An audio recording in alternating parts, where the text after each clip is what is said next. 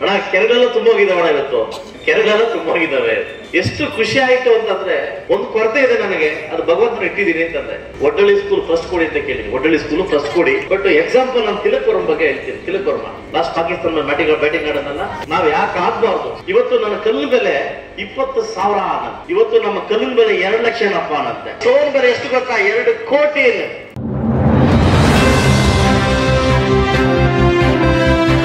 ಬೆಳಗ್ಗೆ 4 ಗಂಟೆಗೆ ಫೋನ್ ಮಾಡಿದಾಗ, ನಾನು ಆಕ್ಚುಲಿ ಬೆಳಗ್ಗೆ 4 ಗಂಟೆ 3 ಗಂಟೆಗೆ ಫೋನ್ ಮಾಡಿದ ತಕ್ಷಣ ಪಟ್ಟದ ಫೋನ್ ಎತ್ಕೊತೀನಿ.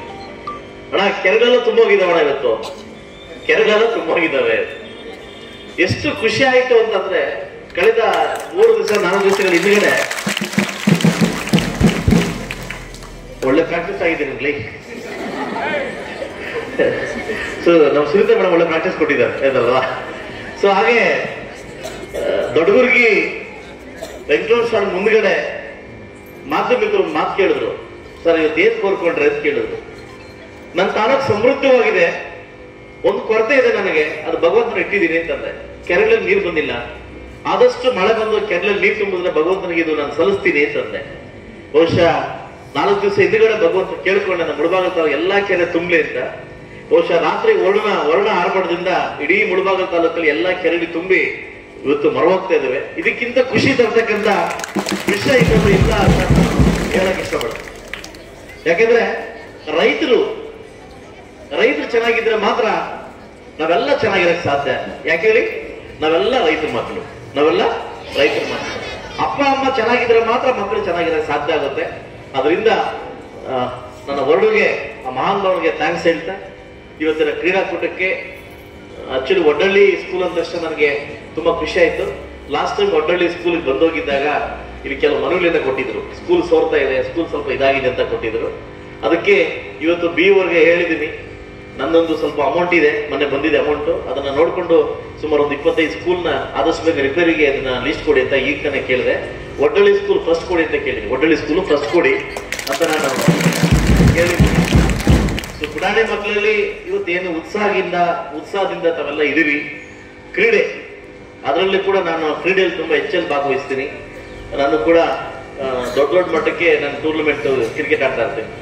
ಸೊ ನನಗೂ ಕ್ರೀಡೆ ಅಂದ್ರೆ ಭಾರಿ ಇಷ್ಟ.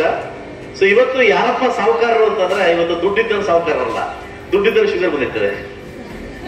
ದುಡ್ಡು ಯಾರ ಜಾಸ್ತಿ ಇರುತ್ತೋ ಅವರಿಗೆ ಶುಗರ್ BP 2 ಬಂದಿರ್ತದೆ. ಇವತ್ತು ಯಾರು ಸಾಹುಕಾರ ಅಂತಂದ್ರೆ, ಆರೋಗ್ಯವನ್ನ ಯಾರು ಚೆನ್ನಾಗಿ ಇಟ್ಕೊಂಡಿರ್ತಾರೆ ಅವನು ಸಾಹುಕಾರ ಅಂತ ಕೇಳಿದ್ದಾರೆ. ಆರೋಗ್ಯ ಚೆನ್ನಾಗಿರ್ಬೇಕು, ಏನೇನ್ ಮಾಡ್ಬೇಕು? ದಿನನಿತ್ಯ 1 ಗಂಟೆ 2 ಗಂಟೆ ಆರೋಗ್ಯಕ್ಕೆ ನಾವು ಟೈಮ್ ಕೊಡ್ಬೇಕು. ಇವತ್ತು ಕ್ರೀಡೆ ಬಂದಾಗ ಮಾತ್ರ ಕ್ರೀಡೆ ಆಡೋದು, ಕ್ರೀಡೆ ಬಿಟ್ಟು ವರ್ಷಕ್ಕೊಂದ್ಸಲ ಆಡೋದು ಅದು ಕ್ರೀಡೆ ಅಲ್ಲ. ಸೊ ಮಕ್ಕಳಲ್ಲಿ ಪ್ರತಿನಿತ್ಯ, ಅದು ಕ್ರೀಡಾ ಮಕ್ಕಳು, ನಮ್ಮ ಹಳ್ಳಿ ಪಾಠ ಮಕ್ಕಳು, ನಮ್ಮ ಹಳ್ಳಿಗಾಡ ಮಕ್ಕಳು ಕ್ರೀಡೆಯಲ್ಲಿ ಹೆಚ್ಚು ಉತ್ಸಾಹ ಕಂಡಾಗ ಸೊ ಮುಂದಿನ ದಿವಸ ದೊಡ್ಡ ಮಟ್ಟಕ್ಕೆ ನಾವು ಹೋಗ್ಬೋದು. ಬಟ್ ಎಕ್ಸಾಂಪಲ್ ನಾನು ತಿಲಕ್ ವರ್ಮ ಬಗ್ಗೆ ಹೇಳ್ತೀನಿ. ತಿಲಕ್ ವರ್ಮ ಅನಂತಪುರದ ಒಂದು ಜಿಲ್ಲೆಯ ಒಂದು ಕುಗ್ರಾಮದ ಒಂದು ಹುಡುಗ, ಯಾರು ನಮ್ಮ ತಿಲಕ್ ವರ್ಮ.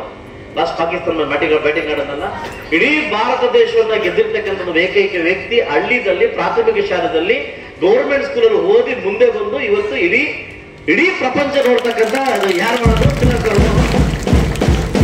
ನಮ್ಗೆಲ್ಲ ಎಕ್ಸಾಂಪಲ್ ಇದೆ. ನಾವು ಕೂಡ ಇದನ್ನ ಯಾಕೆ ಆಗ್ಬಾರ್ದು?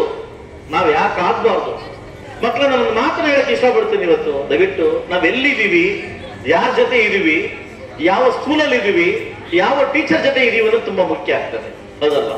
ಅದಕ್ಕೆ ಆ ಶಾಲೆಗೆ ನೀವು ಗೌರವ ಕೊಡ್ಬೇಕಾದ್ರೆ, ಆ ಶಾಲೆ ಹೆಸರು ಉಳಿಸ್ಬೇಕಾದ್ರೆ, ಆ ಶಾಲೆಯ ಪ್ರಾಧ್ಯಾಪಕರ ಹೆಸರು ಉಳಿಸ್ಬೇಕಾದ್ರೆ ನೀವು ವಿಶೇಷವಾಗಿ ನಾನು ಮಾತಾಡಕ್ಕೆ ಇಷ್ಟಪಡ್ತೀನಿ. ನನ್ನ ತಾಲೂಕಿನ ಕ್ರೀಡಾ ಒಂದು ಏನು ನಮ್ಮ ಇವರಿದ್ದಾರೆ, ಯಾರು ದೈಹಿಕ ಕ್ರೀಡಾ ಇದಾರೆ, ನನ್ ತುಂಬಾ ಖುಷಿ ತರ್ತಕ್ಕಂಥ ಕೆಲಸ ಮಾಡ್ತಾ ಇದಾರೆ. ನಾವು ಶಂಕರಪ್ಪ ಇರ್ಬೋದು, ಶಂಕರಪ್ಪ, ನಮ್ಮ ರಹೀಮ್ ಅವರು, ಅವ್ರ ತಂಡ ಏನಿದೆ ಇವತ್ತು ಎಲ್ಲೇ ಯಾವ ಶಾಲೆದಲ್ಲೂ ಆ ಶಾಲೆ ಈ ಶಾಲೆ ನಮ್ದು ಅಂತ ಹೇಳ್ತಾ ಇಲ್ಲ, ತುಂಬಾ ಉತ್ತಮ ಮಟ್ಟಕ್ಕೆ ಇವತ್ತು ಅವ್ರು ಕೆಲಸ ಮಾಡ್ತಾ ಇದಾರೆ. ಬಹುಶಃ ಅವ್ರ ಕೂಗು ಇನ್ನೂ ಸರ್ಕಾರಕ್ಕೆ ಕೇಳಿಲ್ಲ ಅಂತ ಕಾಣಿಸುತ್ತೆ. ಅವ್ರ ಕೂಗು, ದೈಹಿಕ ಶಿಕ್ಷಕರ ಕೂಗು ಪಾಪ ಅವ್ರಿಗಿನ್ನೂ ಅವ್ರ ಸರ್ಕಾರಕ್ಕೆ ಇನ್ನೂ ಕೇಳಿಲ್ಲ ಅಂತ. ಇವತ್ತು ದೈಹಿಕ ಶಿಕ್ಷಕರಿಗೆ ಅನ್ಯಾಯ ಮಾಡಿದ ಸರ್ಕಾರ ಯಾರಿಗೂ ಮಾಡತ್ತಾರೆ, ಅಷ್ಟು ಅನ್ಯಾಯ ಮಾಡ್ತಾರೆ. ಆದಷ್ಟು ಬೇಗ ಸೆಷನ್ ಪಾಯಿಂಟ್ ಕೊಡ್ತಾ ಇಲ್ಲ, ಡೈಲಿ ಹಾಕೊಳ್ತಾ ಇದ್ದೀನಿ. ಕೊಟ್ಟಾಗಂತೂ ಬಹುಶಃ ಇಡೀ ಕರ್ನಾಟಕ ರಾಜ್ಯ ತಿರುಗಿ ನೋಡ್ಬೇಕು. ದೈಹಿಕ ಶಿಕ್ಷಣದ ಬಗ್ಗೆ ಅಷ್ಟೊಂದು ಮಾತಾಡ್ತಕ್ಕಂಥ ಮಾತುಗಳು ಚರ್ಚೆಗೆ ಅವಕಾಶ ಮಾಡ್ಕೊಂಡಿದ್ದೀನಿ. ಖಂಡಿತವಾಗ್ಲೂ ನಾನು ಕಂಡಿರ್ತಕ್ಕಂಥ ಕನಸು, ಯಾಕಂದ್ರೆ ನಾನು ಕೂಡ ಒಂದು ಪ್ರಾಥಮಿಕ ಶಾಲೆಯಲ್ಲಿ, ಮಿಡ್ಲ್ ಸ್ಕೂಲಲ್ಲಿ, ಪ್ರಾಥಮಿಕ ಶಾಲೆಯಲ್ಲಿ ಓದಿ ಹೈಸ್ಕೂಲಲ್ಲಿ ಓದಿ, ಹೈಸ್ಕೂಲ್ ಕಾಲೇಜ್ ಮುಗಿಸಿ ಡಿಗ್ರಿ ಕಾಲೇಜಲ್ಲಿ ಓದಿ ಬಂದಿರ್ತಕ್ಕಂಥ ವ್ಯಕ್ತಿ. ನಾನು ಪ್ರೈವೇಟ್ ಅನ್ನು ನನಗೆ ಗೊತ್ತೇ ಇಲ್ಲ, ಪ್ರೈವೇಟ್ ಅನ್ನು ನಾನು ಓದಿಲ್ಲ. ಅದರ ಹಸಿವು, ಅದರ ಬಾಧೆ ನನಗೆ ಗೊತ್ತಿದೆ, ಅದರ ಖಂಡಿತವಾಗಿ ನನಗೆ ಗೊತ್ತಿದೆ. ಎಲ್ಲ ಮಕ್ಕಳು ಕೂಡ ಇವತ್ತು ಭಾರತ ದೇಶದ ತಿರುಗಿ ನೋಡ್ತಕ್ಕಂಥ ಮಕ್ಕಳು ಆಗಿದ್ದಾರೆ, ದೊಡ್ಡ ದೊಡ್ಡ ಕ್ರೀಡಾಪಟು ಆಗಿದ್ದಾರೆ ಅಂದ್ರೆ ಅವ್ರು ಯಾರು ಪ್ರೈವೇಟ್ ಸ್ಕೂಲ್ ಓದಿಲ್ಲ, ಅವರೆಲ್ಲ ಗೌರ್ಮೆಂಟ್ ಸ್ಕೂಲ್ ಮಕ್ಕಳೇ ಓದಿರ್ತಕ್ಕಂಥವ್ರು.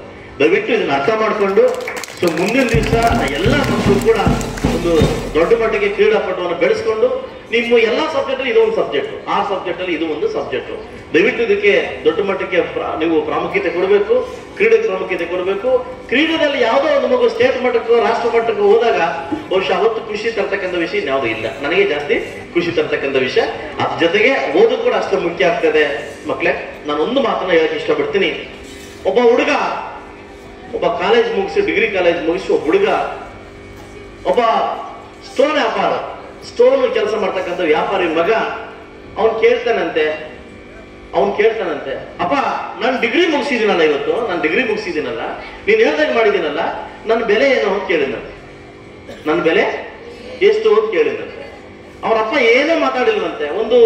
ಅವರಪ್ಪ ಸ್ಟೋನ್ ವ್ಯಾಪಾರಿ, ಕಲ್ಲು ವ್ಯಾಪಾರಿ, ಒಂದು ಕಲ್ಲು ಕೊಟ್ಟನಂತೆ ಅವ್ರ ಕೈಗೆ. ಕಲ್ಲು ಕೊಟ್ಬಿಟ್ಟು, ನಾಳೆ ಒಂದು ಮದುವೆ ಸಂತೆ ಇದೆ, ಸಂತೆಗೆ ಹೋಗು, ಸಂತೆಯಲ್ಲಿ ಕಲ್ಲಿಡು, ಎಲ್ಲರೂ ಬಂದು ಕೇಳ್ತಾರೆ, ಯಾರಾದ್ರೂ ಇಷ್ಟ ಬಂದು ಕೇಳ್ತಾರೆ, ಕೇಳಿದ್ರೆ ನೀನ್ ಏನು ರೇಟ್ ಹೇಳ್ಬೇಡ, ಹಿಂಗ್ ತೋರಿಸೋನಂತೆ. ಎಷ್ಟು? ಏನು ಮಾತಾಡ್ಬೇಡ, ಇಷ್ಟು ತೋರಿಸೋನಂತೆ. ಎಷ್ಟು?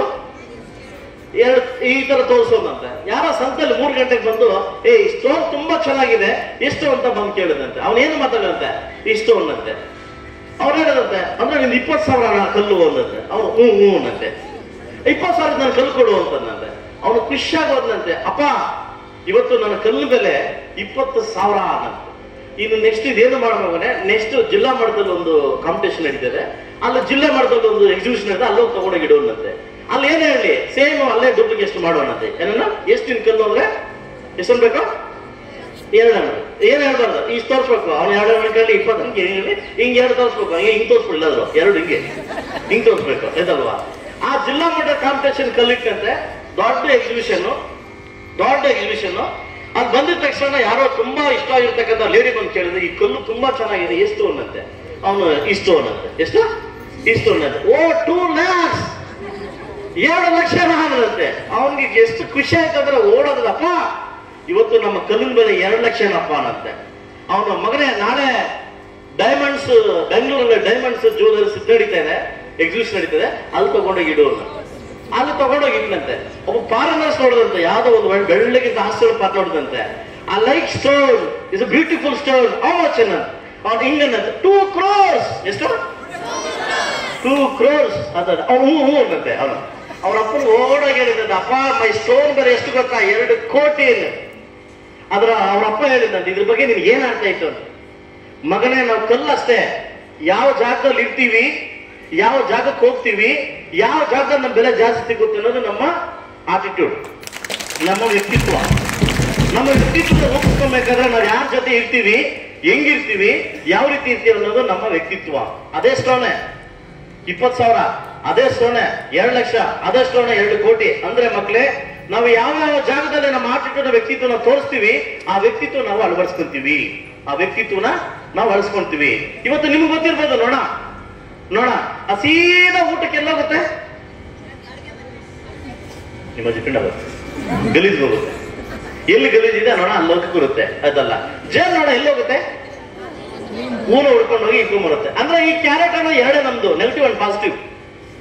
ನಾವು ಹೇಗೆ ನಮ್ಮ ಕ್ಯಾರೆಕ್ಟರ್ ಡಿಪೆಂಡ್ ಆಗ್ತೀವಿ, ಅದ್ರ ಮೇಲೆ ನಮ್ಮ ವ್ಯಕ್ತಿತ್ವ ಜೀವನ ಡಿಪೆಂಡ್ ಆಗ್ತದೆ. ಸೊ ಅದರಿಂದ ನಾವು ಕಡಿಮೆ ಶಾಲೆಯಲ್ಲಿ ಇದೀವಿ, ನಾವು ಗೌರ್ಮೆಂಟ್ ಶಾಲೆಯಲ್ಲಿ ಇದೀವಿ, ಅಯ್ಯೋ ಆ ಒಂದು ಗಿಲ್ಟಿ ಫೀಲ್ ಯಾವತ್ತು ಯಾರು ಅಳವಡಿಸ್ಕೊಳ್ಳಕ್ ಹೋಗ್ಬೇಡಿ. ನಾವೇ ಮುಂದಕ್ಕೆ ದೊಡ್ಡ ಮಟ್ಟಕ್ಕೆ ಹೋಗೋದು ನಾನು ಪ್ರಾಮಿಸ್ ಮಾಡ್ತೀನಿ. ಗೌರ್ಮೆಂಟ್ ಸ್ಕೂಲ್ ಮಕ್ಕಳೇ ದೊಡ್ಡ ಮಟ್ಟ, ಯಾಕಂದ್ರೆ ಅದ್ರ ಕಷ್ಟ ಸುಖ ಎಲ್ಲ ಗೊತ್ತಿರ್ತದೆ. ಹಂಗನ್ಬಿಟ್ಟು ಪ್ರೈವೇಟ್ ಸ್ಕೂಲ್ ಗೊತ್ತಿಲ್ಲ ಅಂತಲ್ಲ, ಮತ್ತೆ ಅವರೆಲ್ಲ ಬೇಕೊಂಡ್ಬಿಟ್ಟರು ಆಯ್ತಲ್ವಾ.